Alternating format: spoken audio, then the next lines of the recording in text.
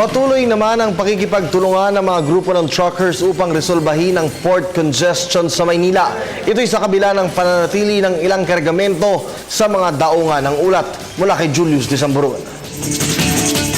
Nanindigan ang grupo ng mga truckers sa bansa na may barometro silang tinitignan o sinusunod upang alamin kung may port congestion pa ba o wala na. Matatandaan nitong nagdaang linggo nagpulong ang pamahalaang lungsod ng Maynila at Truckers Association of the Philippines hinggil sa mga hakbanging ipatutupad upang solusyonan na ang congestion sa mga pantalan.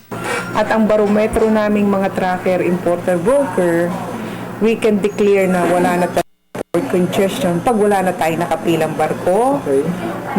Madali na kaming magsauli ng MT, madali na kaming makapasok in and out of the ports, and wala na kaming binabayarang demorahe, storage, detention. If that happens in the future with the progress of development that is happening right now, kami magsasabi din, we will declare. At yun naman concern ng marami na sinasabi na kung kailan bababa yung tracking rates, wag lang silang mainip. Kasi talaga naman yan, pag nag-normal ang situation, talagang by itself bababa yan. Kung Philippine Ports Authority ang tatanungin, patuloy na ang pagluwag ng mga daungan sa Maynila at siyang unti-unti na ding pagbalik sa operasyon ng mga pantalan. Pero base sa pinakahuling datos ani Maria Zapata, may mga kargamento pa ding nananatili sa mga pantalan. Kung mayroon man changes, napakaliit.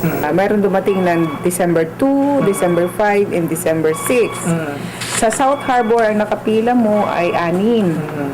Sa bagay yan, dumating na yun ng mga December 10, 11, hanggang ngayon.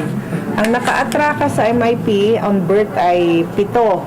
Out of 7, mayroon 2 doon dumating pa ng November 29. Ayon sa grupo, malaki ang may tutulong ng pagbubukas ng iba pang mga pier upang masolusyonan ang port congestion. At this point, in a way, siguro anything that will lessen the load of the port dito sa Manila, it will help, no? Kasi kung medyo maluwag na rito naman at ang kargamento naman mo ay bound for Manila, syempre, you will always prefer Port of Manila.